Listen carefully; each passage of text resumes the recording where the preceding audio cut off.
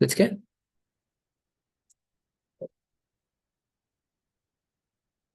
Okay, I want to welcome everybody. Sorry for the little problems at the beginning setting up. Um, Without any further ado, I'm really happy to be here. I want to thank everybody who's come here in person, and I want to thank everybody who's joining us this evening for our Vespers study. Let's open with a word of prayer.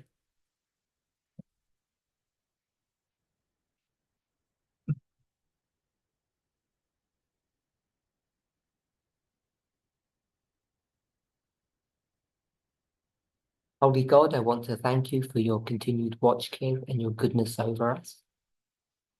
I ask and pray that you would guide, direct, and bless us as we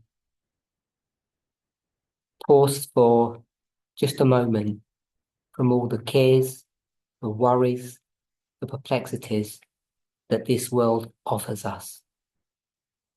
You have promised to give us a peace that the world cannot afford us. During this special hour, may each of us enter into that experience, that relationship that you have offered to us as we approach the Sabbath and we enter into it soon. Be with us and bless us. In Jesus' name, amen.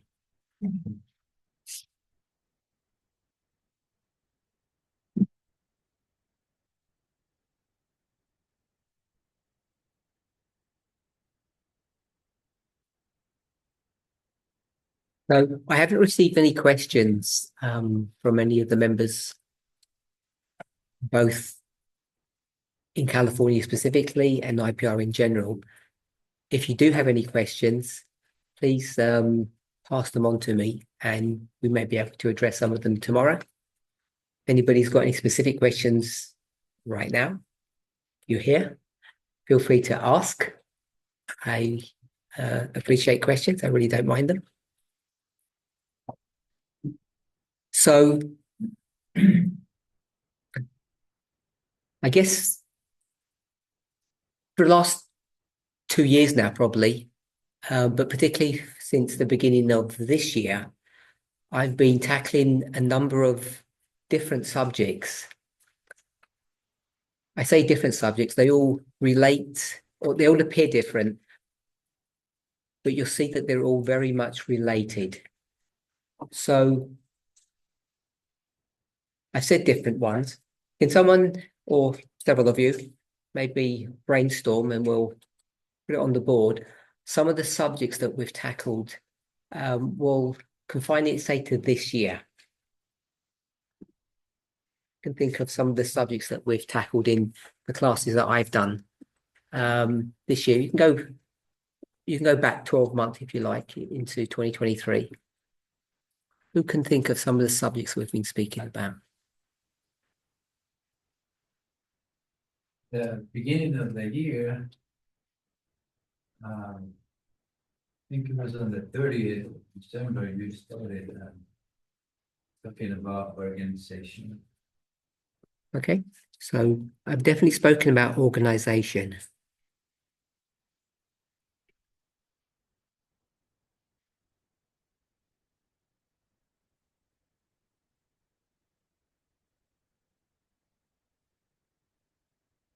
Anyone else? Can you speak about diet too? About diet. Or it says self-defense. Self-defense. What did you say just at the beginning of that? Or was it just... Oh, Gloria, sorry. Sarah, radical feminism.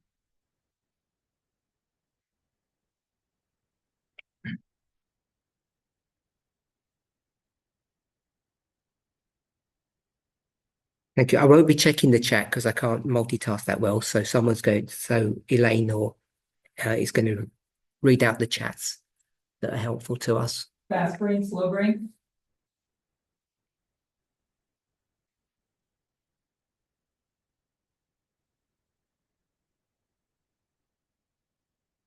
Who said that? Jackie. So Jackie's mentioned fast brain, slow brain. Either Jackie can give the response back or someone else here can. Fast brain, slow brain is an old topic that I did several years back. Why Jackie mentioned fast brain, slow brain now? There's a recent study. Why would she have said that? She's correct. I'm not trying to say she's not, but why would she? We have a meeting.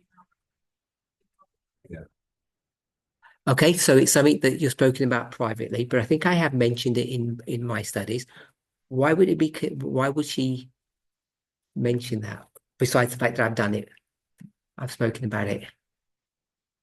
Why would I go over that subject again?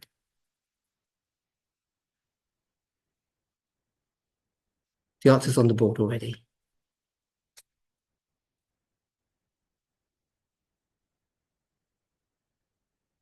They're Luke, both necessary. They're both Good. necessary. They're both good. so let me know if people can hear online, because I've changed the audio settings a little bit, so they should be able to hear you now. If you just speak a little bit louder if you're in the room, so I don't have to repeat it. It's connected to self-defense. And I think Laurie has just said that on the chat. So Jackie's correct in mentioning that. So I'm just going to put an arrow there. I reintroduced the subject of fast brain, slow brain in relation to self-defense. Good. Anything else spoken about? Penny has the right to vote. Sorry? Penny vote, I think it's Penny. Voting, yes. And not only the right, but I'm going to call it the duty. If that's, yeah, can we call it duty? We have a duty to vote. Anything else? Nature of God.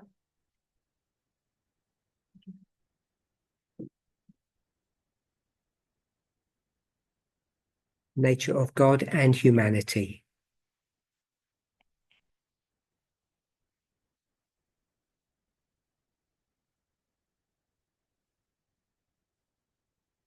Chrissy. You recently reminded us that the UN is our friend and not part of the beast, the dragon, and false prophet. Good. I'm going to put the threefold union.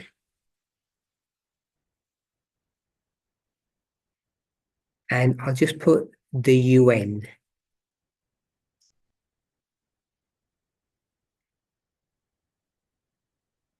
Should have put role there, but I'm going to leave it as. So the UN's place or role in prophecy.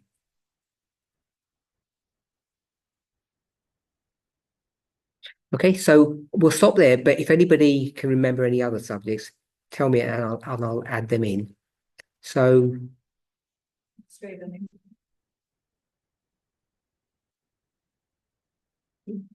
Alyssa said the mystery of iniquity, and why did I mention that? What was that connected to? That last. Good, the gospel. So that wasn't obviously my study, that was Jones's study. And Jones is going to compare the gospel versus the mystery of iniquity.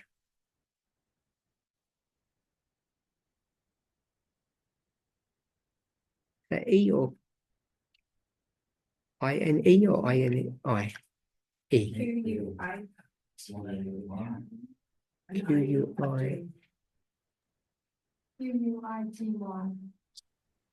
I'll do it this way. I'll get rid of it. Someone just shout it out for me. I-N-I.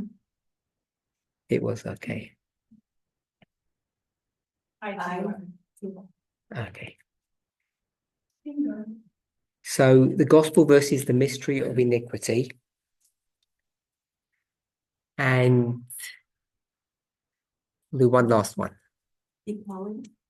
Equality. I got equality there. I'll put equality then.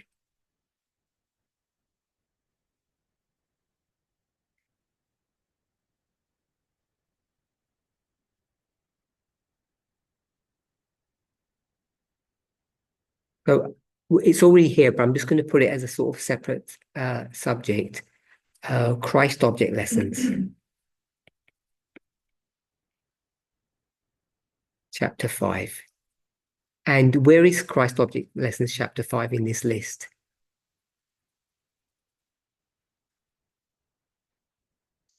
I can't shrink my thing. It doesn't allow me to shrink it. It's only a basic program.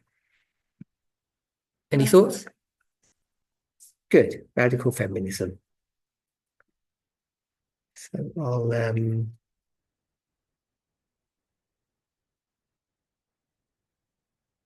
put an arrow there.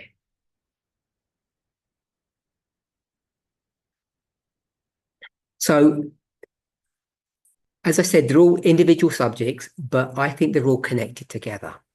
Why have we been discussing these various subjects? Organization, diet, self-defense, radical feminism, fast brain, slow brain, voting, God's nature, the threefold union, the gospel versus the mystery of iniquity, and equality. Why have we been discussing these subjects? What's been my aim? Our aim. Sorry? Present time, Present day, present time. Just expand what you mean by that. Present day, present time. A lot of these things are coming up at this point in time, Okay. are taking place at this. So a lot of these things are coming up in the world at this current time, and that's why I've been speaking about them. I can agree with that. A lot of them look like behavior or characteristics of what we're supposed to be. So they're related to characteristics of how we are supposed to be or how we're supposed to behave. Yeah, is that what you said? Anyone else? Alyssa? To define the gospel. To define the gospel. Luke?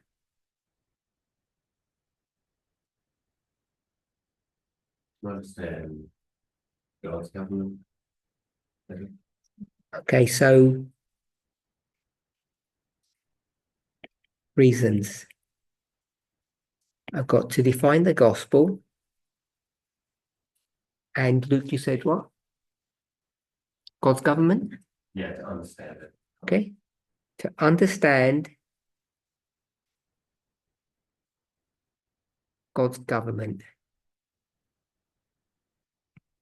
Which government is that? When you say God's government?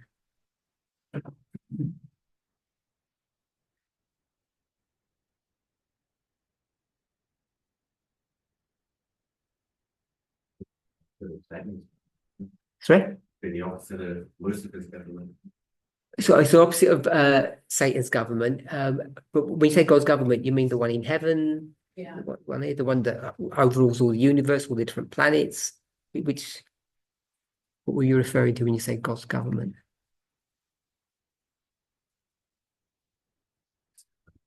Heaven. Okay. I think I've touched on this very briefly. I haven't dug into this. I suspect, I'll say it this way, we've got a lot more problems with God's government, the one in heaven, the way you just mentioned it, than we anticipate, than we realize. I really think we're in for some nasty surprises. You had a point? You had your hand up? Oh, no, well, I was just gonna say kingdom, but like understand God's kingdom. Okay. Which kingdom would that be? Same one that Luke Heaven. mentioned, the one in heaven? Okay. So all those answers are good. Anybody want to add anything else? Removing biases. Removing biases. I like that.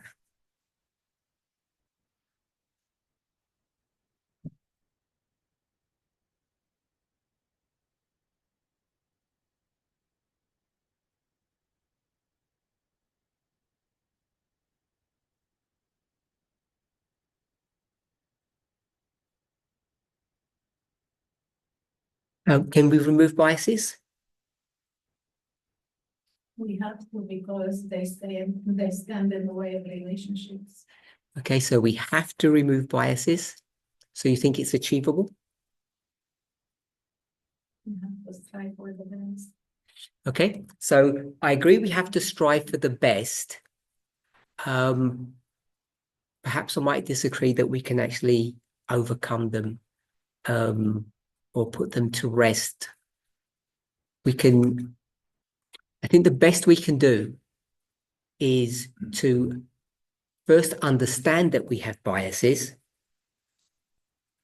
look at common biases that all humans have, and then try to understand our own individual biases, which normally are the same ones, but we have, each of us, the way we've been brought up, country in which we live, our gender, many things have influenced what specific biases that are stronger or weaker within ourselves. I think the number one thing is to actually acknowledge and recognize that we have those biases, and then attempt, and it's often a futile attempt, to try to manage them or deal with them. But fixing biases is really an impossibility, I think, because they're actually pre-built into our humanity. Sorry? 6,000 years, it's not that physical cake. Okay, so I can't remember your name. Christine. Christina. So Christina has said these biases are due to the sin problem. 6,000 years of sin. That's what you meant by 6,000 years. Does everybody agree with that? These biases are all a sin problem. Does anybody disagree with that? You disagree, Leah. What do you think? Bias is just stereotyping something that is useful. It's just the way we are wired to assess the environment, and it works most of the time. It works well, but at the same time, when we translate it into humans, right, then it becomes problematic. Okay, so I'm not sure if people online could hear everything that she said, but she spoke about hardwired. The biases are hardwired into us. And you said something else that I found interesting. I've said hardwired. It's just something that is without nature, because that's how our brain works in Okay. order to understand the pattern. So you spoke about it's part of our nature. That's how the brain works. And as soon as you start doing that, I think you said sometimes it works and sometimes it doesn't, or something like that. Yeah, when you start stereotyping people. Yeah. Then it becomes a problem because people Okay. suddenly fall. So if you're going to use that definition of bias, what are we speaking about now? Christina, what are we speaking about? It's on the board up here somewhere. When you start defining biases in the way that Lena has done it. Well, Culture. sorry? Culture. I didn't catch that word. All culture. Culture. Culture isn't on the board. She said hardwired. Okay, so that's exactly what she's just done now. She's taken the word bias and she has explained it or defined it using terminology that's virtually identical to fast brain, slow brain. So when we speak about culture would fit into that 6,000 year model that you had given to us. But when she said it's hardwired into our humanity, in our brain, sometimes it's useful, sometimes it isn't. I think she inferred, if she didn't say it directly, because she said quite a bit, that it's there and we use it, and sometimes it does a good job and sometimes it doesn't do a very good job. And if we can understand bias in that way, that it's part of our humanity, we can never get rid of it, it's hardwired into us, but it can make mistakes. And when you start using those definitions, you know that biases are what? In terms of fast brain, slow brain. That's right. It has all the characteristics of fast brain. And it's people, when I brought this subject up, in fact, every time I bring it up, people ask some kind of question that is framed in the following way. Sometime we're going to be able to deal with this fast brain and overcome it. Sometime we're going to manage this fast brain. We're going to put it in its place. And if we do the same thing with biases, you'll see that we have this idea that they're negative, that biases are something wrong. They are a program defect within us caused by sin.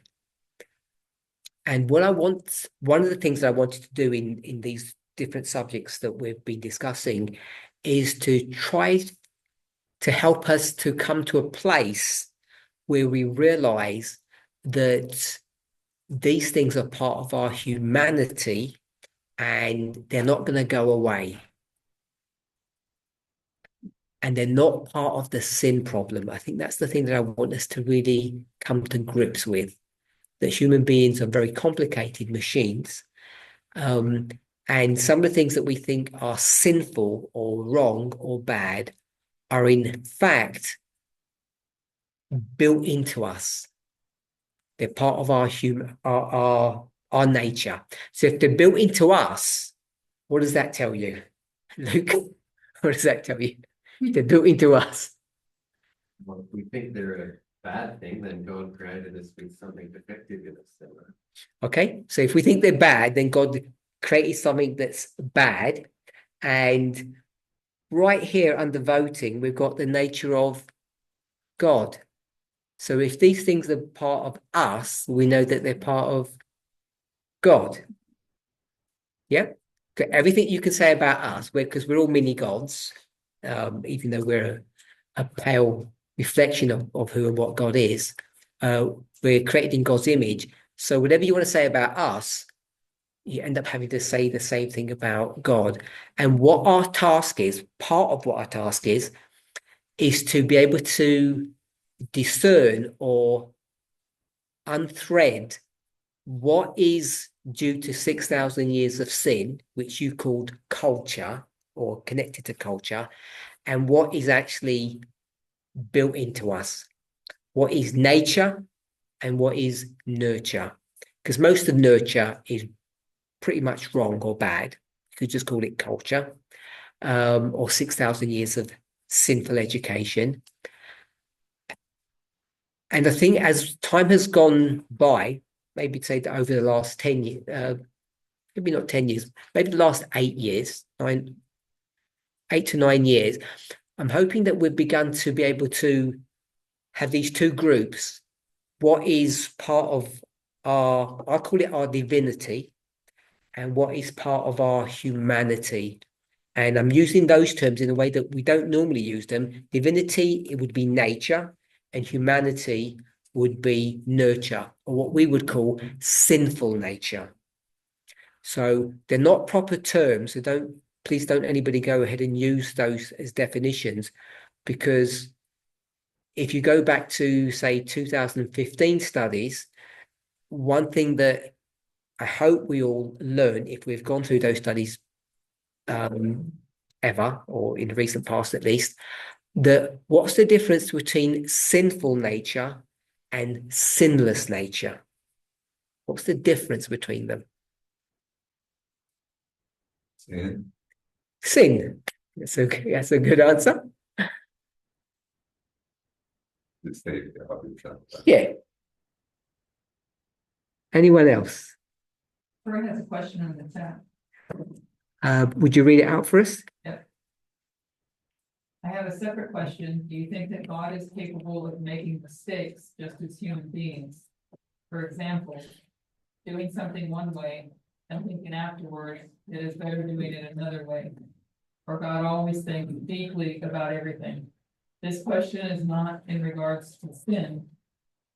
A better way or an easier way, for example, is not about sinning. That's my question, or should I contrast? Troy, you've asked me this question already. I don't think I've answered it, have I? Or I have. Okay, I'm going to assume that I didn't answer it, and I'm going to assume that you did ask me this question. Someone's asked me this recently. So the difference between sinful and sinless nature is. Did someone say something? You said something, Kathy? No. Nothing. Good. There's no difference between the two. The natures are the same.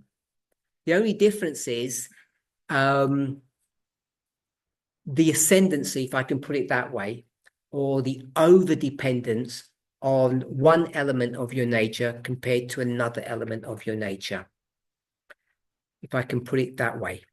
So maybe I'll put it in Ellen White's terms, in Ellen White language, she would say the lower powers are in the ascendancy and the higher powers are now subject to passion, to your passions.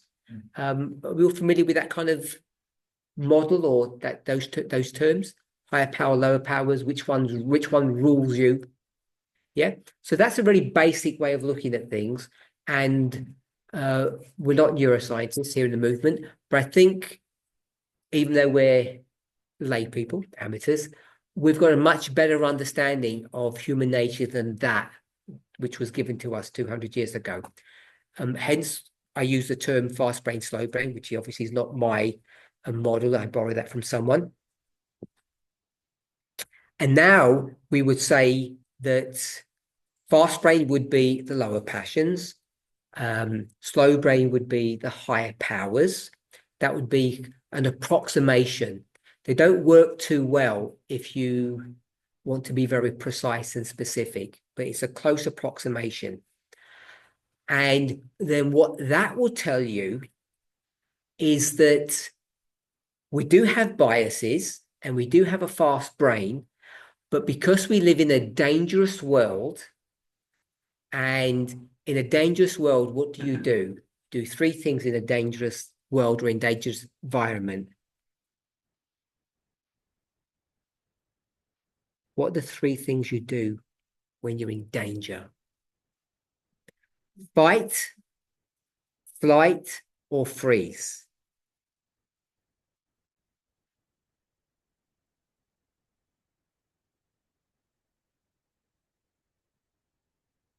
And because this world is a very dangerous place, that's what we tend to do. We have an over-reliance upon the fast brain or upon the lower powers. And that's why we feel they're connected to sinfulness, but they're really protective mechanisms. And as Lena mentioned, biases, they're part of our being, part of our brain, if we want to use it, let's say it that way. But they get things wrong often. So you're probably already aware, most of you, if you've looked at these kind of subjects in the past, and I think most of us have, that when you get into an argument with your child, with your spouse, with a friend, and it's just words, and there's no danger, no harm is going to come to you, do you respond to that differently than if someone was attacking you on the street with a weapon? Do you actually respond differently? And the answer is no, you don't. You respond exactly the same way.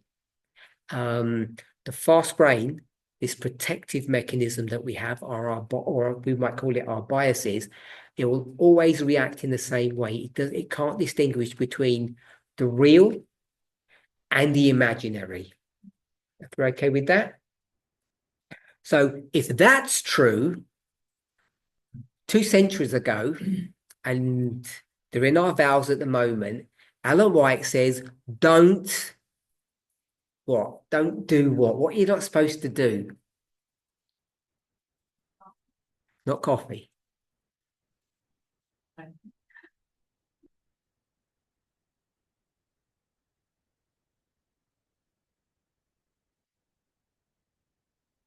Don't read novels. I'm going to call them bad books. Don't read bad books. They're all going to be bad. Anything else? Music, which is song, and we'll go with something like that. And bad movies. She would call it the theatre. Sports.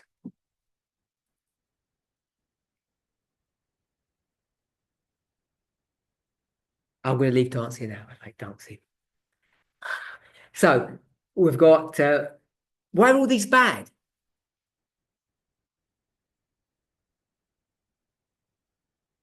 What point is she making? Based upon what we've just, if we follow through for the thread of what we're discussing, what's she saying to us? What's she trying to tell us? She never says it. Correct our mind. I'll corrupt our mind. Yeah, she's going to say they corrupt our mind. I understand what she says. Okay. But why is she, based upon what we've just said, why is she saying avoid these things? Because of the lower passions. I had three things, sorry. Character. Your character. Someone said something here. Someone said on top of Christine. Someone else. Okay, we'll say with Christine. Because of the lower passions. Because of the lower passions. So we've just said that fast brain operates in which way? What does it do? What's it for? What's the fast brain for? Protection. The fast brain is there to protect you from your environment. And it does it in three ways. It says run or flee. You fight, which is self-defense, or you freeze. You don't do anything. You just stay still and just hopefully the danger will pass you by. You run from it, you freeze, which you kind of means like you hide from it, or you defend yourself. And we've just said that even if there is no genuine threat, you know, someone shouted at you, nothing's going to happen. Get into an argument with someone, it's all going to pass in a few moments, but you will react in the same way. All your hormonal, physical, mental, emotional responses to that event will be the same, even though they're to a lesser degree than if the real thing happened. Okay? And so if you were reading, I've called it a bad book, if you were reading a good book, good meaning well written, what does it make you do? You enter into that book, don't you? You enter into the experience of those characters. So you live that experience that the author of the book is offering you. Same with the music, same with the movies, same with the sports. And so what ends up happening is if you participate in those things, you end up experiencing fight, flight, or freeze. And if you do too much of that, you end up hurting yourself. So what are the two types of nervous systems that we have? I'll say in a simple way, the way we've spoken about it in the past. Nervous system? Yeah. We'll go with a parasympathetic and the sympathetic. Okay. There are other ones. Yeah. So I'm going to call it parasympathetic and sympathetic. So which is the I'm going to say good one and the bad one, if I can say it that way, or the calm one and the excitable one, which is so the parasympathetic is the calm one. We will agree with that. And the sympathetic is we'll call it the excited. So the parasympathetic would be slow brain. Sympathetic would be fast brain. If I can use those, borrow those terms. And if you read excitable material, then you're going to be in the sympathetic mode more than you will be in the parasympathetic mode. And I can't remember if we had it up here. We didn't. I did a study, I think it was back in the UK. I think I'm gonna say maybe it was November last year. What was that subject on? On music. Yeah. This idea about Christian music or worldly music. And what was the conclusion of all of that? And the answer isn't that there isn't such a thing as bad music, not that conclusion. What was the conclusion? Because the counsel is it says, don't listen to bad music or worldly music, we might say. Depends how it affects you. Okay, so Cassie, it depends on how it affects you. The conclusion of the study, did it agree with the counsel that we've been given? Okay, so several people said no. So that means either I was wrong or Alan White was wrong. Which one you want to go for? Okay, I'm going to suggest that I think I said something along the lines that, broadly speaking, Alan White's counsel is good. It's correct. It's defendable. But the way she writes in this very bipolar language, it becomes difficult to swallow what she says, if I can express it that way. So generally speaking, when she says avoid what she will call worldly music, I think her advice is good. Because if you listen to, we'll call it worldly music, something perhaps with a very strong beat or tempo, it puts you into a state of sympathetic mode or excitableness. And if you have too much of that, it really is not good for you. And so the conclusion of that was, yes, Alan White says like zero tolerance, but the reality is that each type of music has its place, whether it puts you into a sympathetic or parasympathetic mode. But if you live it in a constant sympathetic mode, it is not good for you, and you're not designed to withstand that kind of experience, that kind of onslaught. So if we could try to understand, the reason I mention all of this is Alan White gives this blanket counsel that it's zero tolerance for the books, the music, the movies, the sports. And it's not my place to say that she was wrong. It could be my place to say that she was right, but I certainly wouldn't want to stand up and say she was wrong. She was misguided by that. So what I would like to do, not today, is to try to give an explanation of why she would make these kind of statements. So what I want to suggest as a kind of a temporary measure is that the reason behind this general counsel of not listening to bad things is because the things that are bad about those activities are that they put you into a sympathetic mode. And living in that mode is very stressful to not only the body but the mind, to yourself. It's very stressful to you. And that's why she says, don't do it. And as soon as she said, well, you can do it 10% of the time, what will we do? We'd start compromising, playing with ourselves, playing mind games, and we'd go from 10% to 50% and more really quickly. And then we look for justification. Well, we're supposed to exercise a lot. And when you exercise, you can't do it with parasympathetic music. It doesn't work very well. So I've been told. So we go to sympathetic music, and then we say, well, I'm going to exercise a lot. And just washing dishes is exercise, isn't it? So you can see where it goes. So she has this very bipolar black and white way of dealing with it in her language. But the reality is that it's not saying zero tolerance. It's trying to say, understand what is helpful and harmful to you. And being in the sympathetic mode is is helpful. It's not harmful. Give in a proper context. Elaine? I was just gonna say, when you exercise, finish your exercise off with stretching and some calm, relaxing music. Yes. Works wonders for me. Yeah. So I don't know if you're all familiar with the reform dress. Not dress reform, but the reform dress. It was an Adventist phenomena that Ellen White wanted Adventists to have a uniform, essentially. And interestingly enough, it was a female uniform. But there's a context for that.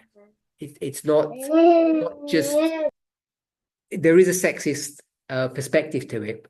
But because of culture and society, there were reasons behind that. And what ended up happening with the reform dress?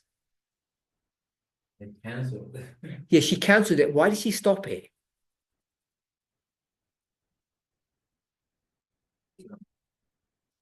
So too many people opposed it. I'm going to say that wasn't the reason. Lots of people opposed it, but that wasn't the reason why it got cancelled. Taking it a little bit step further and further. So as Christy said, what they did was they just kept on increasing, or they kept on nibbling away at the edges. So she says you can't have any frills on your reform dress. Or no, I think she said it has to be very, very plain. If she said very plain, someone says, what does plain mean? Does plain mean we can have a simple fringe or a frill, a little bit of lace? And she'd say, look, if you want to put a bit of lace on, what's the problem? And as soon as you start doing that, the lace just gets bigger and bigger. And then they'd say, well, how long should the dress be? And then she's going to say it's between the top of the boot and the knee. Oh, okay, so we're just going to pause here, and we're just going to have a short prayer to open Sabbath. It's Sabbath here where we are. I know for people online, they've probably already had Sabbath open for them. Okay, let's pray. We'll put this little topic, bring it to a close. Is that when Ellen White says no to all of these things, books, music, movies, sports, etc., it's because when done to an excess, they're not good for you. They're living in this stressful condition. But they're not necessarily evil. And how do we know that? How do we know they're not evil? So we get a book that's really excitable. And what's the title of that book? It's really excitable. We all know it. Redemption. The Bible. I mean, that's got some racy stories in it, isn't it? Sex, violence, politics, religion. It's got everything in there. So we know that would be one of the banned books, wouldn't it? Really, you're going to be. I think she speaks about Uncle Tom's Cabin. So I don't know if you're all familiar with the book. It was a book for its time. It was written to expose the evils of slavery. And she said, oh, don't read that book. It's a very bad book. It will distract you from reading the Bible. So most people today wouldn't accept that kind of counsel. So if we're okay with that, I just all of that happened because of biases. I don't think we can remove biases. I think we need to understand their place. They're connected to the fast brain. The fast brain is not manageable. You cannot control the fast brain. All you can do is, to the best of your ability, manage your environment. So if you don't listen to, we'll call it bad music. I hope you all understand the word bad is tongue-in-cheek. If you don't listen to bad music, what will happen to the fast brain? It won't engage. Yep, you'll remain in parasympathetic mode. The fast brain doesn't need to engage, and you're all okay. But if you do listen to bad music, you'll get into a parasympathetic mode, your fast brain will engage. And if you do that for too long, problems can happen. And I want to suggest that when you start reading Ellen White Counsel, we should read it literally, of course. I'm not saying we shouldn't, but we should try to understand what she's trying to do and why she's trying to do it. And if you can understand that, much of her counsel begins to make sense, including Alyssa. Coffee. Good. It begins to make a little bit more sense. Okay. So Troy asked a question a moment ago, actually a while ago, because I don't think I answered this question when he asked it privately. Is the question, does God make mistakes? Is that the number of the question? Okay. Do you think that God is capable of making mistakes? Yes. So we'll do a show of hands, which people online can't see, or you could maybe vote online. Do humans make mistakes? Okay, so there's a consensus here that humans make a mistake. Put your hands up if humans don't make mistakes. Okay, so everybody here says people make mistakes, humans make mistakes. So can someone define what a mistake is? Not an example. Give me, it doesn't have to be a precise definition. Give me your working definition of a mistake. Miscalculation, do what you intended to do. Okay, so a mistake is a miscalculation. Okay, so we're all friends here, and you don't mind if I critique you sometimes. So you won't take this personally. I know you won't, because we're friends. So that's not a very good definition. Why is that not very good? What's the problem with that? It's about look a quick visit to methodology. What's the problem with that answer? Mistake is miscalculation. It's simpler than that. Just look at the words. Sorry? Yeah, the prefix is the same, miss and miss. So one is the definition that I asked for ends up not being a very good definition because it's so similar to what we're trying to analyze. Yeah. So we can't use the word miss because it ends up being the same thing. What about fail? Sorry? Fail. Fail. So a failure is a mistake. That's how you're going to define. I don't think I don't mind synonyms if you want to do that, but do you think a failure is a mistake? Yeah. Okay. Does everybody agree with that? Okay, so some people don't agree that failure is the same thing as a mistake. If you push it for some reason, if you push something for a mistake, and then he failed. Okay, so I understand you can do a story and connect them together, but is the definition of mistake the same as the definition of failure?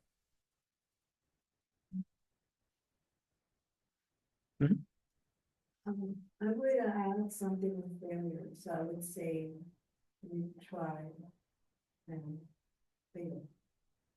So you try and fail, but Together that's a mistake. Like a definition where you try, but you fail. So that's a mistake. why would that be a mistake if you try something and it didn't work out?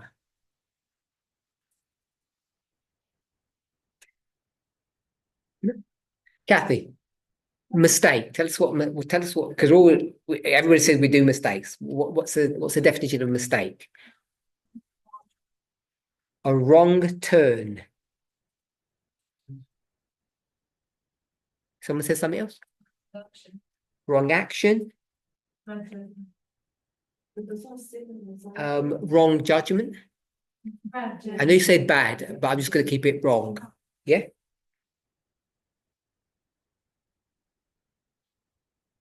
Okay, so we'll go back to what Francisco said. We've just put the word wrong here. And what's another word for wrong? Leave the second bit, just the prefix. Miss. Yeah, it's miss. So all the things that we've just given here end up being the same thing as what Francisco said. So calculation. If you calculate things correctly, can you make a mistake? Who said yes? Okay, so tell me what the word, what miscalculation means. Okay, no, do you agree that miscalculation is mistake? Do you agree that they're the same thing? Yeah. Okay, so if they're the same thing, and then is miscalculation the opposite of calculation? Yes? You can't? Can't wrap my mind around. Okay. Well, just the grammar of it says you do something which is a calculation. You do a calculation and something went wrong, which means so it's a wrong calculation, or we can use the word miscalculation. So if miscalculation means something went bad, something went wrong, or it wasn't done properly, the calculation itself was correct. So if I said 2 + 2 equals 4, that's a calculation. Is there a mistake there? Could there ever be a mistake there? It's a calculation, so there could never be a mistake. And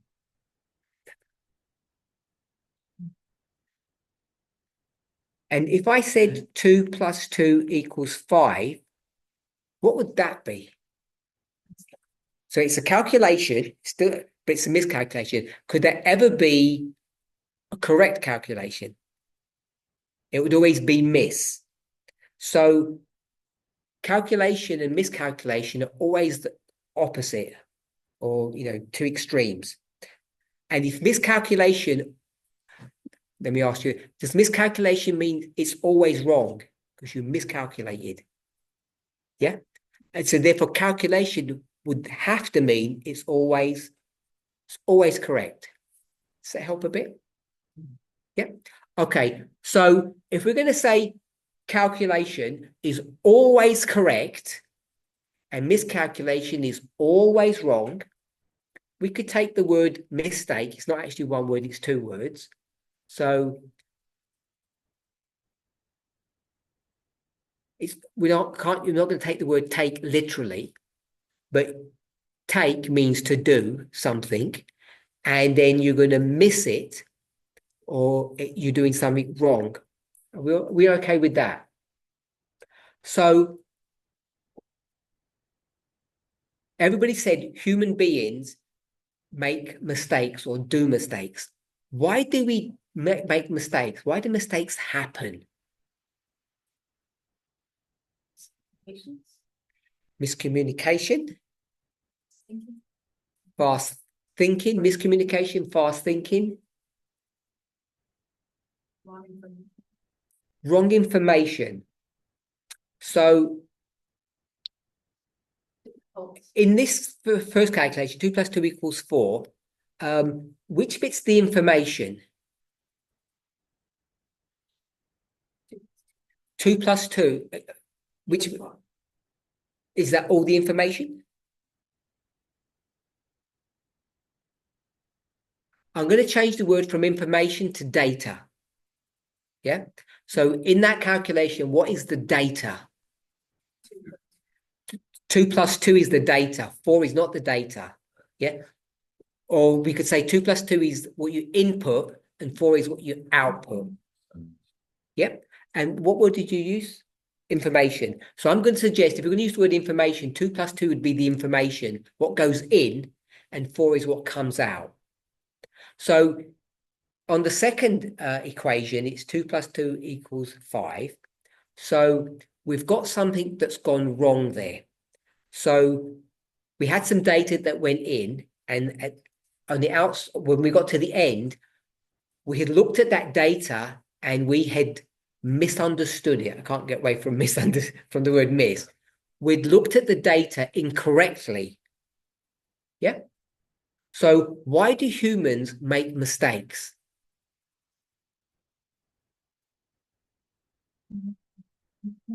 Okay, either we have not enough information, so mistakes, they happen because there's not enough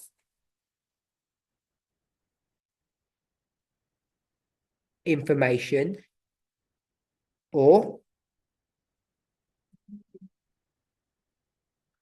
we misread the information.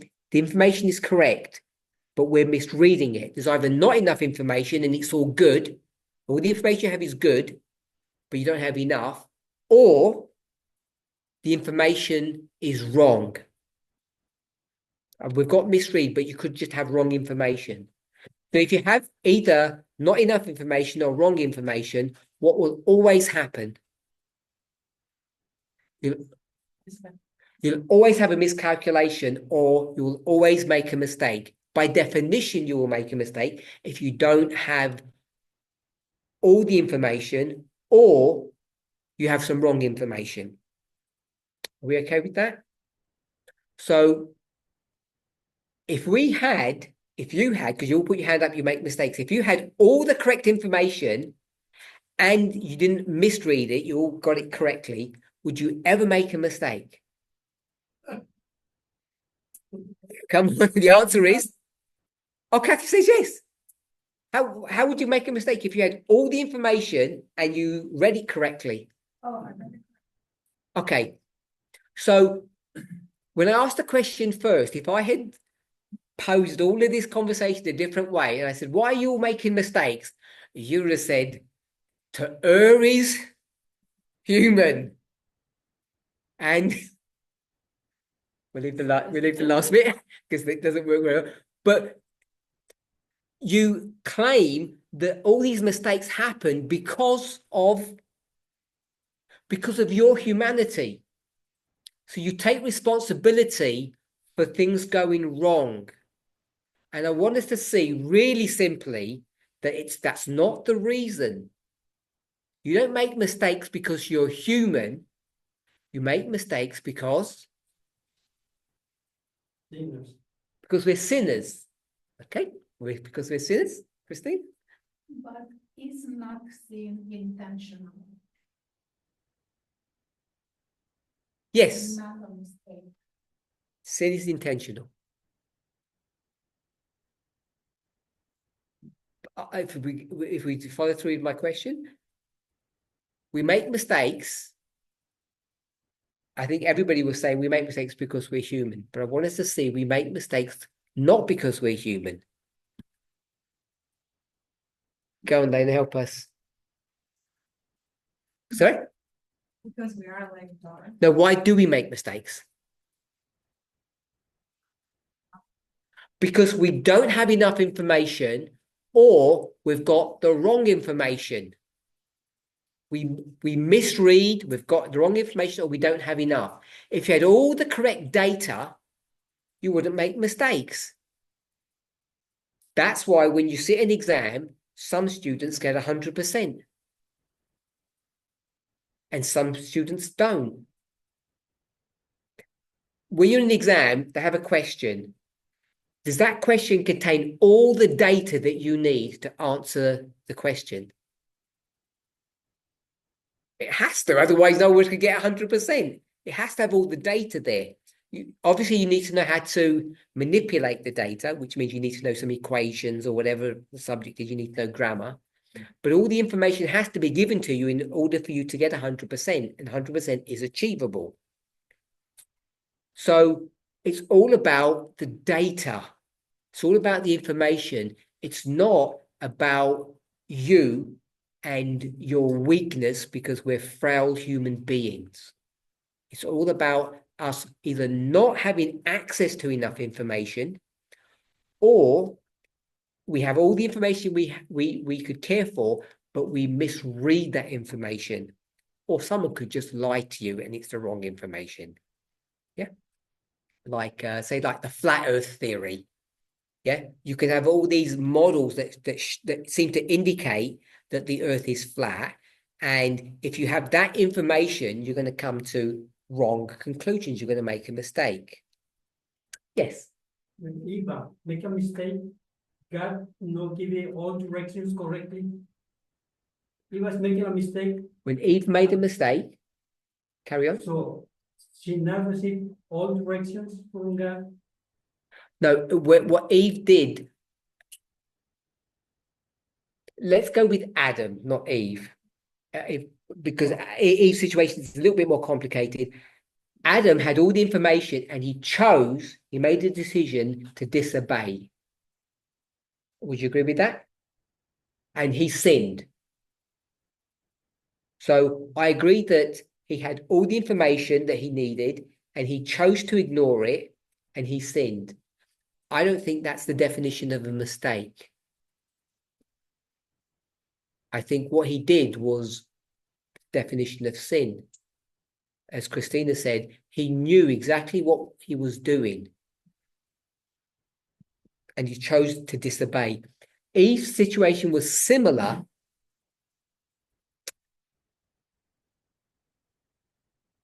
but I think there's good evidence to show that she was deceived. And when someone is deceived, their criminality is, the level of their crime is less than those people who know exactly what they're doing. We would call it premeditated. So the difference, I think in America, the difference between when you kill somebody, if it's premeditated, I think it's murder. And if it's not premeditated, I think it's called manslaughter. Is that the terms that you use here?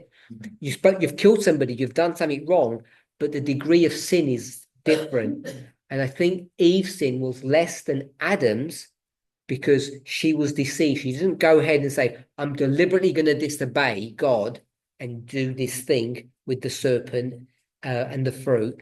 But Adam deliberately did it. She offered him the fruit and he knew he shouldn't take it. He takes it off her and he says, I'm going to eat it, knowing what I'm doing. But when Eve did it, she was deceived.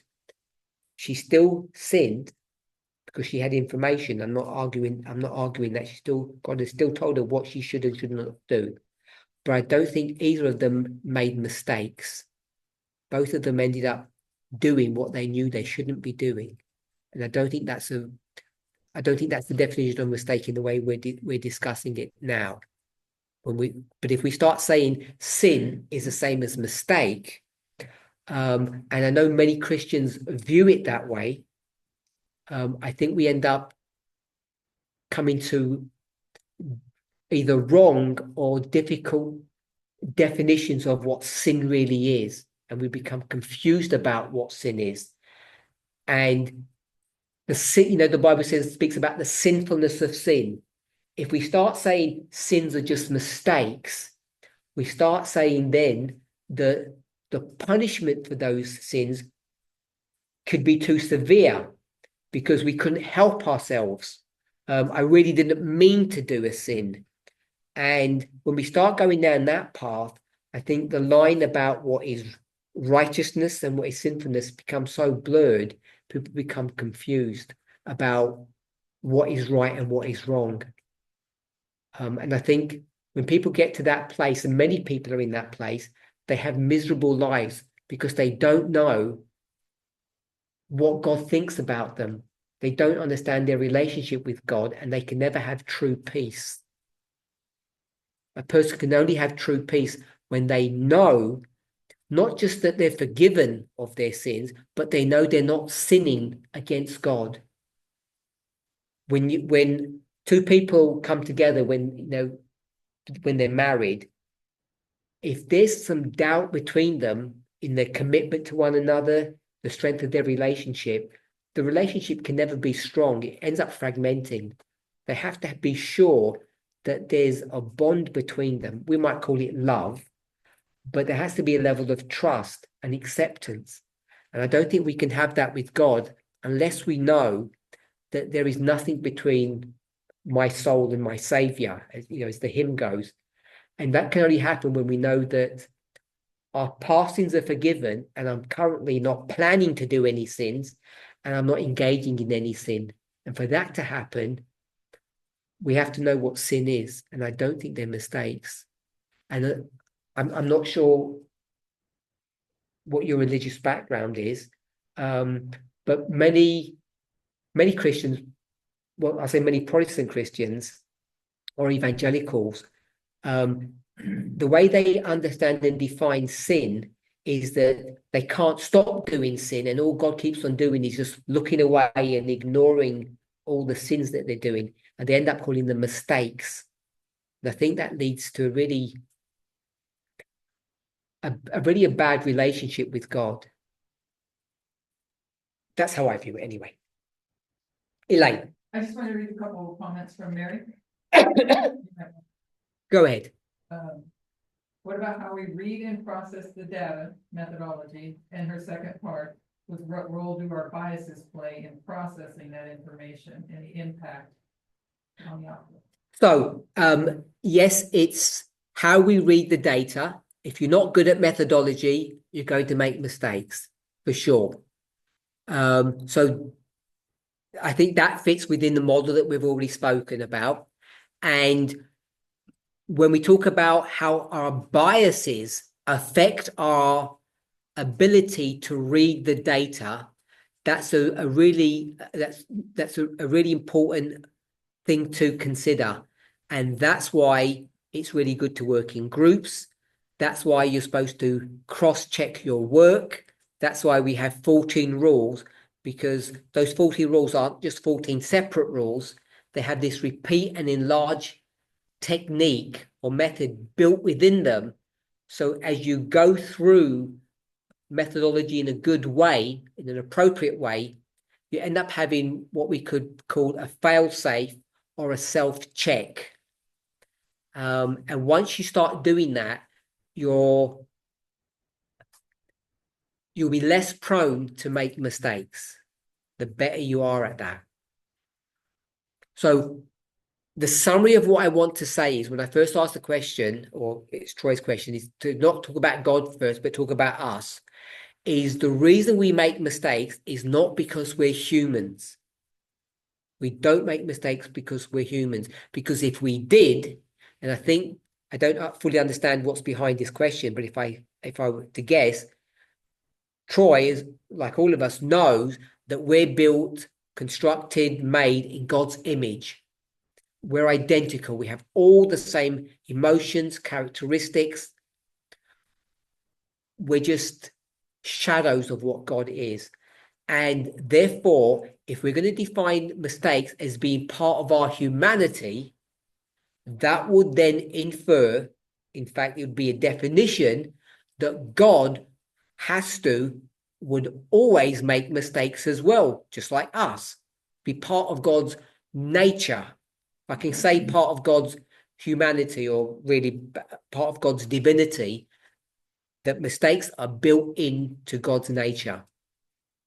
So that's where it would lead you. And I'm not trying to say that's wrong, but I've said if we work with humans, it's pretty easy to see that mistakes aren't there because we're humans, that there's some problem with us.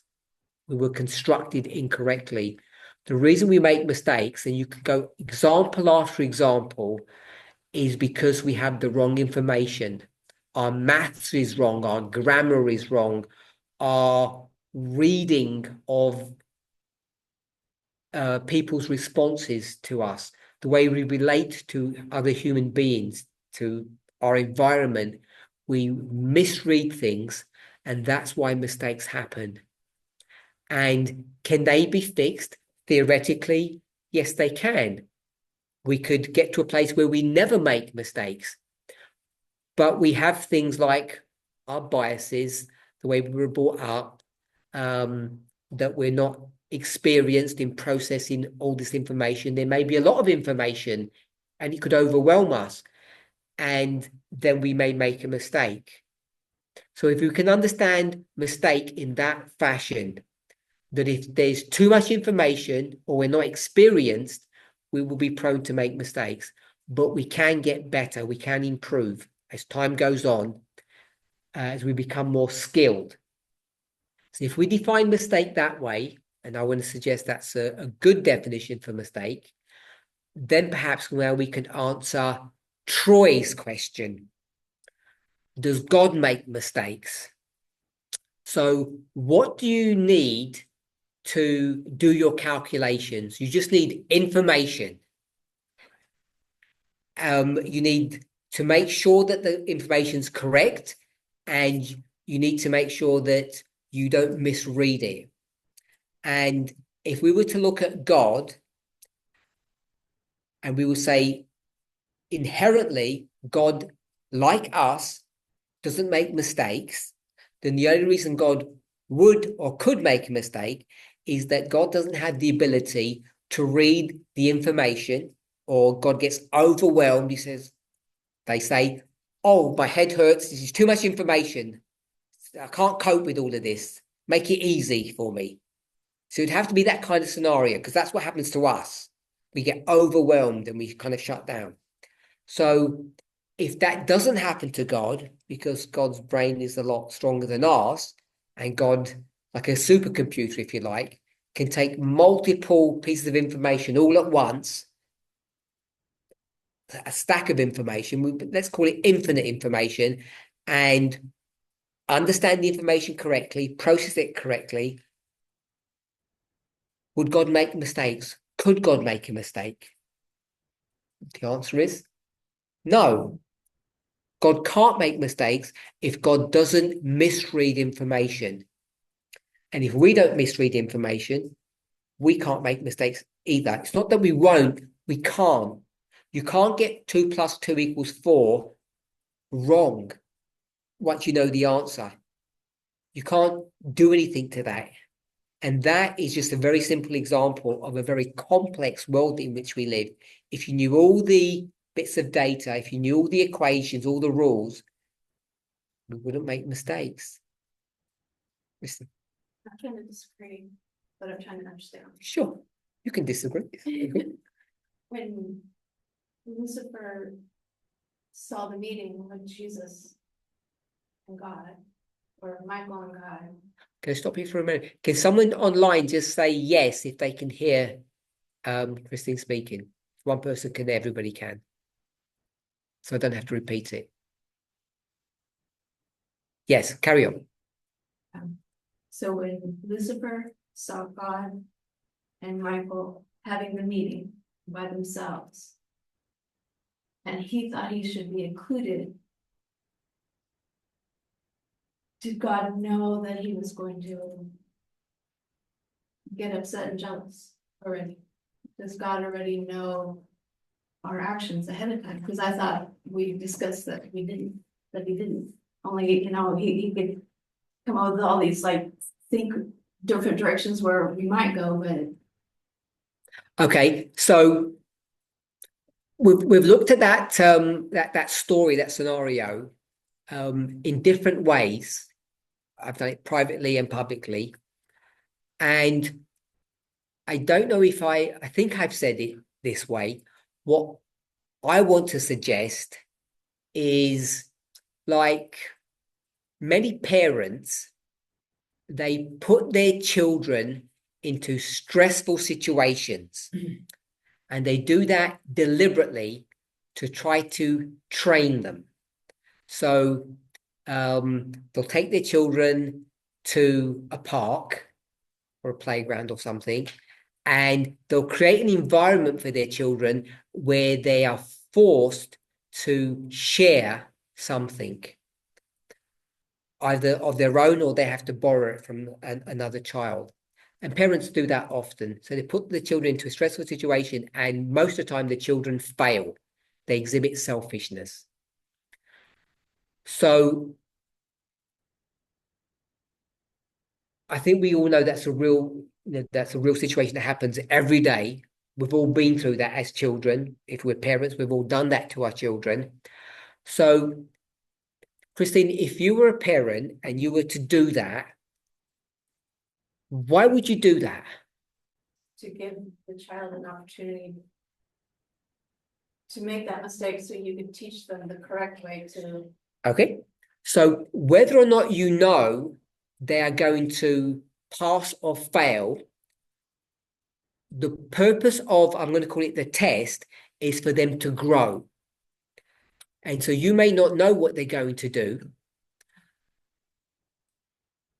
but the purpose isn't the knowing, the purpose is the growing. Agree with that? Okay.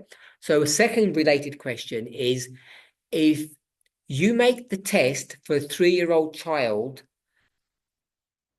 the same test that you'd give a 15-year-old child, what do you know will happen? You'll know they fail. So if you know that they're going to fail, what would be the point of the test? The experience, so you can teach them. I'm going to say there wouldn't be any point to the test, because why are you testing them? Are you testing them like an exam, or are you wanting them to grow? So you want them to grow. And I think we've discussed, or at least I've discussed, that when God does something, there are two mechanisms for growth. Either you do it in a pleasurable way or a punitive way. And God always does things for good, not punitive. So if God wanted Lucifer to grow, God's going to do it in a positive way, not in a negative way. So if God gave a test to Lucifer that was so difficult that God knew that Lucifer could never pass it, you might say, well, there would be a lesson to learn. But I don't think there's plenty of evidence that God doesn't treat their creation that way. God does it through, if I call it positive reinforcement.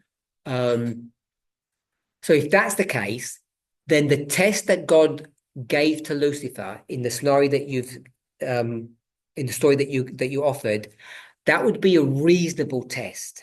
That's the point I want us to see. It'd be a reasonable test. So if it's a reasonable test, it's 50-50 whether or not Lucifer could have passed, or no, would have passed, because he could have passed. It'd be 50-50 whether he would pass or not.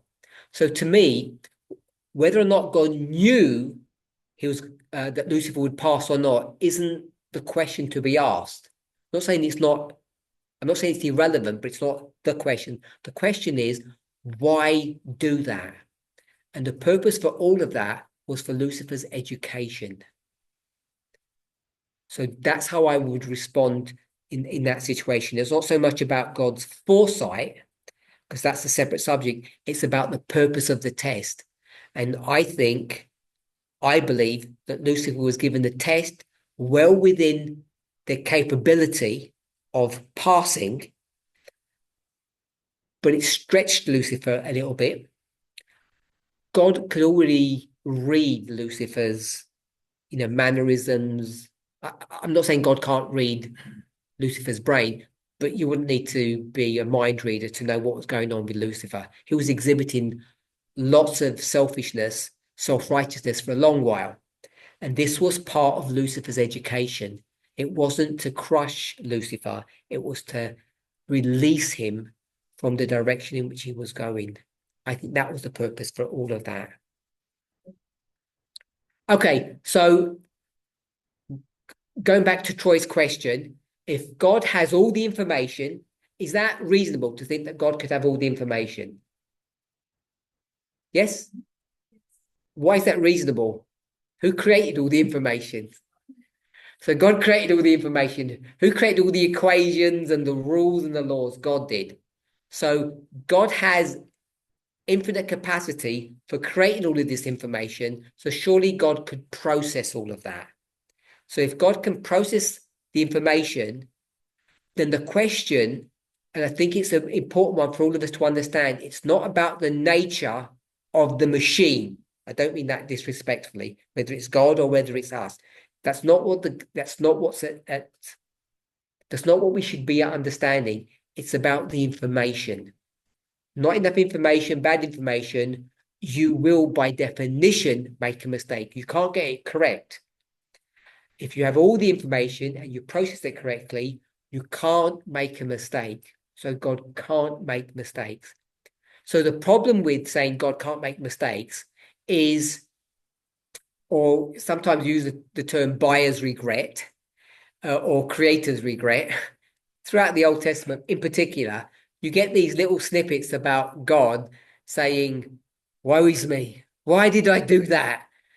It repenteth me that I made all these human beings. Now I'm going to have to destroy them with a flood. And oops, that didn't really work out too well, did it? So what are we going to do now? Oh, I know. I'll send my only begotten son to try to fix the problem. And that doesn't work too well either. So it looks like God is making looks like it if you don't read carefully or if you read too literally. So I don't think that's actually that large of a problem to resolve.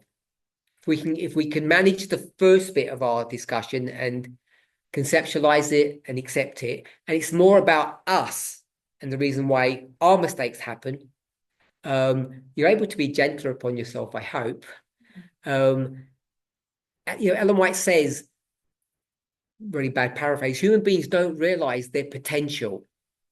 We're so far away from our original creation, the way we were put together, we don't realize the potential of our divinity. But hopefully we begin to understand it better. If we knew our potential, we would rise up to that. Everybody has that kind of, when you teach children, you don't keep on putting them down. You're stupid. When you tell a child that long enough, they begin to believe it. And it's a really bad way to bring up children, smacking them, verbally abusing them, all of that. It's really bad methodology. We all know that. In most civilized places, it's actually even against the law to do that. They have rights. So if you nurture children in the correct way, they have the potential of flourishing, if I can put it that way. Okay, Troy, what have we not answered that is related to your question? Or maybe we've answered everything. I don't know if I missed any part of your question, or if you don't agree with any of our response. So as you're responding to me, Troy, I'm suggesting that God not only doesn't make mistakes, God cannot make mistakes by definition, and human beings cannot make mistakes if only they had all the information. But we're just not clever enough to get all the information, to understand it, and to not misread it. And that's why we make mistakes. But that's why, compared to a 60-year-old and a 6-year-old child, an adult and a child, the 60-year-old generally makes less mistakes because they're able to process information better. We just call that experience. What's Troy telling us? Or have we lost him maybe? And he's still here. Oh, okay. Can I make a quick comment? Go ahead. So there is this writer, his name is Yuval Harari. Yuval Harari. Okay. So he's wrote like a number of books. And it's interesting that there's this idea that he in one of his books conveyed that the world is right now flooded with information. So there's a flood of information, and it doesn't make it easy for people. And I think what really distinguishes our movement is not the amount of information, but rather the quality of information. And this is where Harari says that people need high quality information, which is very hard to find. Literally, he calls it like a treasure. And I find it interesting because in our movement, we don't necessarily understand the realms of psychology, biochemistry, but at the same time, we're able to make right decisions, or not say right decisions, but understand human nature much better. Precisely because of the methodology and the quality of the information that we get. And I think this is what really makes us different from the people in the world, because people in the world, they're just swimming in the information, misinformation, disinformation, right? And we, with the methodology, we're able to distinguish what's the garbage and what's the treasure. I really like the way you've put that. So a word that's been in our movement for a while, Elder Tess introduced this word to us, was noise. So I think we all have a reasonably good understanding of what noise means. Noise is what? It's information. We know it's information, but it can either be irrelevant information or misinformation. And if we can get to a place that we can select information to be able to discern what is the correct information and what is the incorrect, good or bad, we can get much better, much more refined answers. Rather than us saying that we could achieve absolute truth, at least here on this planet, I think our objective should try to get to a place where we have close approximations to the truth, if I could say it that way. A close approximation is achievable if, as Lena said, you have accurate and good quality information. Sometimes you use the term filter. We have to filter the information. We have to discard the noise. The noise can actually be legitimate, but it can be distracting and confusing. And so if we can select, as she just told us, good quality information, you won't get an absolutely correct answer, but you can get a really close approximation to that. And for most of us, most of the time, that's actually pretty good enough if we can do that, if we can live that way. So I like that. Troy, what have we missed? What do we need to do? So Troy said the last part where you mentioned about God and the Old Testament, e.g. God saying why I created humans, is really the part I was asking. I think God is like a humorous parent when or I'm going to call it, I hope no one takes this badly, a pet owner. I converse with people and they talk to, I'm going to say normally, that's a very bad way. They just talk to me regularly. And when their pet's there, they turn to their pet and they just change their voice tone and the intonation. And it's like, sometimes I said, you don't speak to me like that. How comes I don't get this TLC? I just get like your normal everyday language, and they get these, and they haven't even done anything for you. You know, they can't communicate, they can't tell you anything. I could respond to that kind of treatment much better than your cat or your dog or your gerbil would. And yet I never get it. And you know that we all do that with children. You know, you're speaking to someone, you pick up a baby and you start saying, oh, why do we do that? Why do we think the child responds better to those tones or those mannerisms or those words? Because they don't even understand what you're saying. But we do that almost, instinctively. Why do we do that? Why do you talk to your pet? Like, I'm going to call it funny. Unusually, whatever it is. I mean, I don't know if you watch those sort of cartoon movies or whatever, and the dogs or their pets are talking to one another and they can speak. They're saying, then my owner does his crazy thing or whatever. They're talking strangely to me. I don't know what they're talking about. I always wonder if that's what they think. Like, what are they going on about? Can't they speak normally to me? Why can't they treat me like the same way they treat the other adults? I'm an adult in this room. Why do you do that? You all do it, so everybody can answer. Oh, Christy.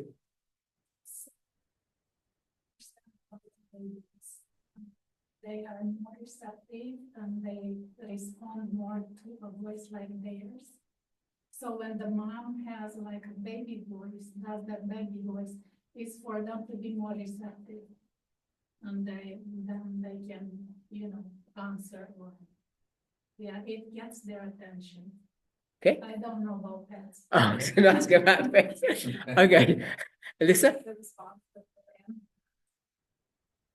That's why I do it. Because What? the animal has a different, they respond differently. It's like they perk up. Oh, you're talking to me. Really? And you haven't just spoken normally to your pet? But when I do that to cats, they'll respond. When you mimic their voice, so that's the same as the baby then, you're gonna say. But people don't do that. People don't do that. I don't see people saying woof woof woof to their pet dog. They talk to them. It's different. Talking, like, right? Don't you know that that's what you want? I mean, they have a whole other like reception to when you get excited, they get excited and You believe that? So they do I observe it. Okay. the tone of the voice, because if you yell at them, they know it's something bad. Yeah, I'm not saying to yell at our pets or children. I'm just saying Yeah. talk to me the way you talk to them, or talk to them the way you talk to me. Why do they get this extra special treatment? I would respond really well. And so I said, oh, Parminder, you're cutie. Oh, you're nice. People get offended, so. I wouldn't. I'd like to go. Okay, one more pet odor. Why do you do it? What's the purpose? I don't do that to my cat. I just thought, hey, Yeah, well, by the time they get out, he goes. okay. He goes away, or and then if he communicates to me by his actions, he comes up to the door and looks in, that means I didn't give him enough food. So I give him a little more, and if he comes back again, then I tell him, just give him the finger and he'll walk away. So, to try, I'm going to suggest that the reason God speaks to us like that is because God comes down to the level of humans and speaks to us. I'm going to say in human, not just human language, the language itself, but in a way that humans relate to one another. That when things go wrong, we tend to believe that we've made some mistake. I think it's God mimicking human beings when God speaks like that in the Old Testament. I don't think that God actually repents in the way that we understand, proper biblical definition of repent, because the biblical definition of repent is what? Someone said, think again. That's the proper definition, to think again, because your old thinking was wrong and the new thinking is right. And so when you get to wrong and right, you go from bad to good, sin to sinless. Then that means God must have sinned if God's going to repent. It quickly goes to down that road, and you know that God hasn't sinned, God doesn't sin. So the way God uses repent, when God says things like that, this regret, this creator's regret, can't really be understood in the way that it's written. There's just too much evidence to suggest otherwise, I believe. So I don't think God actually is repentant. Is God sorry for what's happening? For sure. If you married somebody and if things don't turn out, you say, oh, I wish I hadn't have done that. For sure we do. But you only say that now. Go back 20 years when you first met your partner, you were lovebirds. You weren't thinking like that at all. So you only say that at the end when things go wrong. So God is only speaking about a situation in terms that we speak about them. When God first created humanity, everything was good. And even though God knew, God could foresee where things would end, God still's going to do, still going to follow that path. We all do that. We all know that you're going to marry somebody and the vows say, till death do us part. Who actually believes that you're actually going to die? No one really thinks about that. Even when you know someone's terminally ill, and you can prepare for it. No, you don't actually prepare for it. You still have the same grief. We've all experienced that. To say, most of us have, if not all of us have.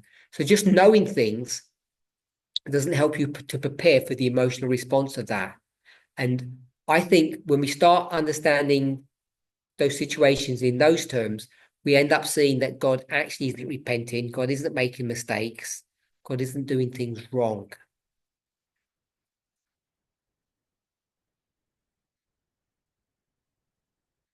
Okay, so Susan's response is good.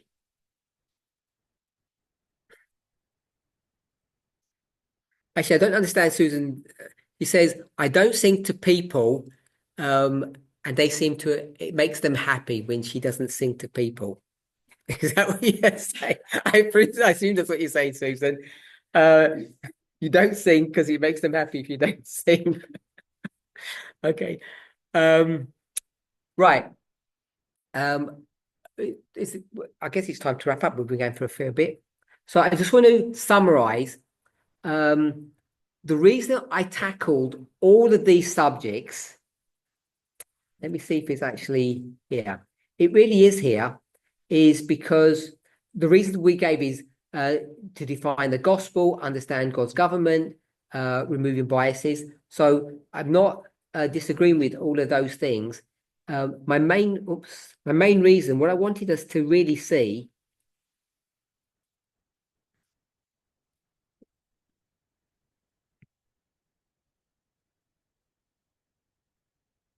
is to try and understand what this term means.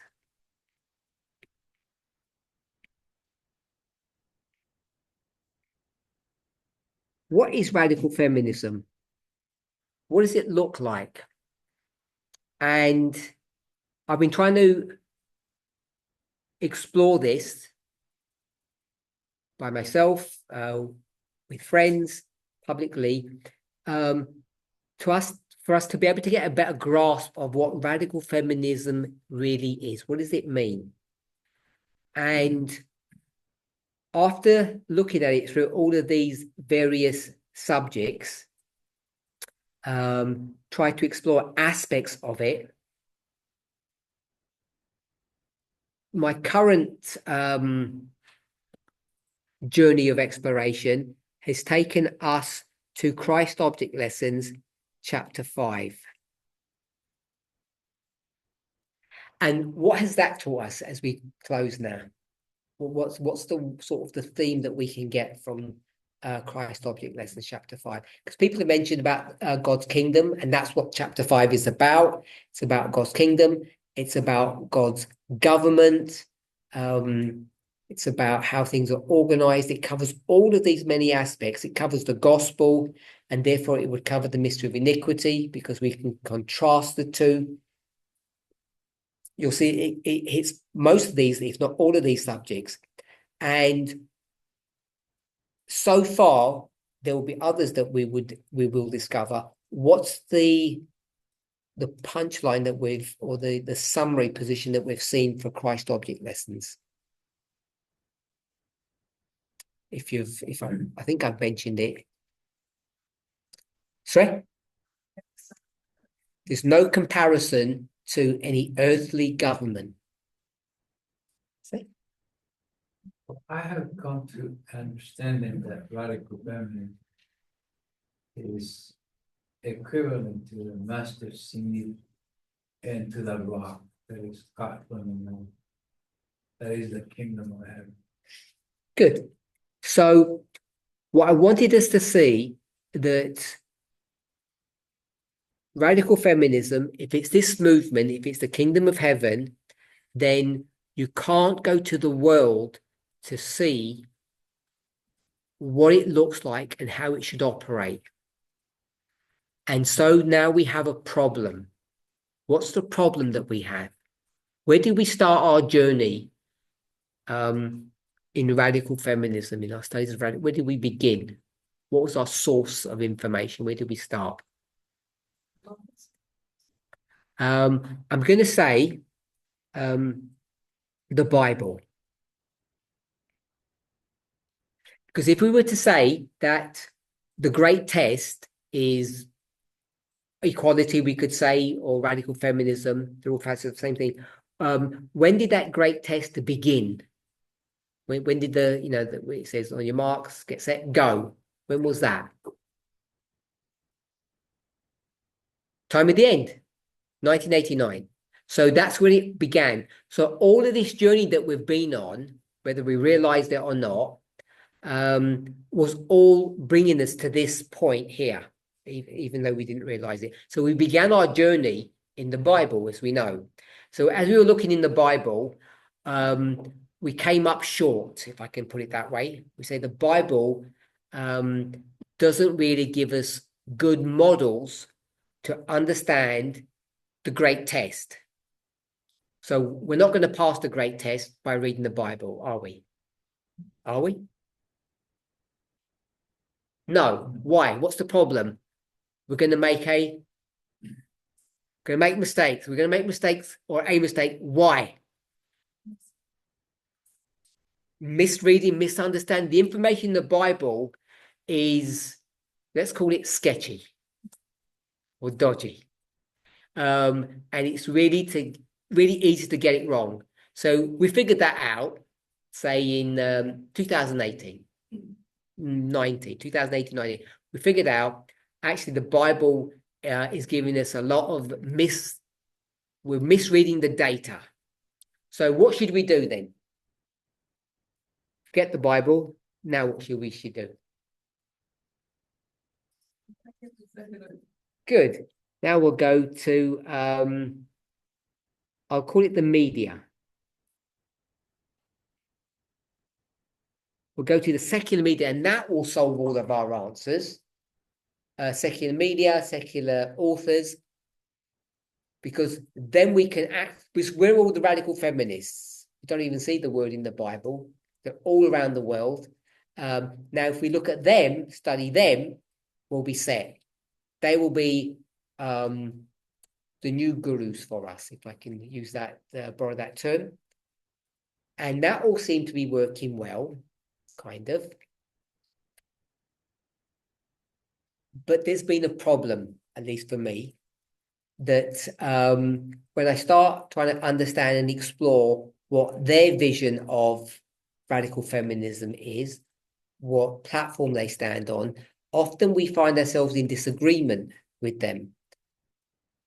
So maybe there were some anomalies with them, and then came across Christ Object Lessons, and Christ Object Lesson says you can't go to a secular source to try to understand the kingdom of heaven. And I think, as Lena said, we have the ability, hopefully, to get good quality information or discern the truth, if I can put it that way. If that's the case, then we should be able to discern and see that you can't go to secular media sources, the world, to find out what radical feminism is. Because even though Christ Object Lesson, it talks about worldly governments, it's talking about worldly systems or worldly culture. So they're not going to teach you the truth about what radical feminism actually means and what it looks like. So now we can't go to the Bible, and now we can't go to the secular media. So what are we supposed to do?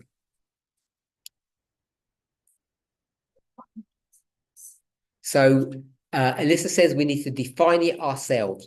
So if we're going to define it ourselves, we still need some. We still need some source. We still need some information, and there's only two sources of information on the board. It's the Bible of the world. They're the only pieces of information you can have. So we can't throw them away. But what we have to do now is look at that information and realize that it's corrupted, it's biased, it's problematic, and with our clever hats, we now need to look at this information much more critically. And throwing away the Bible and just going to the world isn't going to give us the answer. Retracting or retracing our steps from the world and fleeing back to God, to the Bible, is also not going to give us the answer as well. We have to manage both pieces of information and be much better and much more critical about the information that we have so that we don't make a mistake. Let's go to this prayer.